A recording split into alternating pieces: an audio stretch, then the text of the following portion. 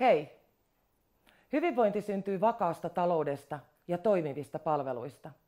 Meidän tulee pitää huoli laadukkaasta opetuksesta ja terveistä koulurakennuksista. Ennaltaehkäisyyn ja varhaiseen puuttumiseen tulee panostaa. Onnistuneet työllisyystoimet ja kaupungin elinvoiman kasvu ovat avainasemassa siinä, että Lahden talous voidaan saada tasapainoon ja palvelutaso palveluissa säilyttää. Olen Minna Lampinen, kaupunginhallituksen jäsen ja aluevaltuutettu sekä 3 nuoren äiti Lahdesta.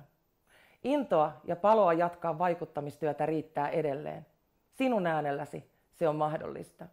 Yhteistyöllä ja rakentavasti. Ihmiset ja palvelut edellä.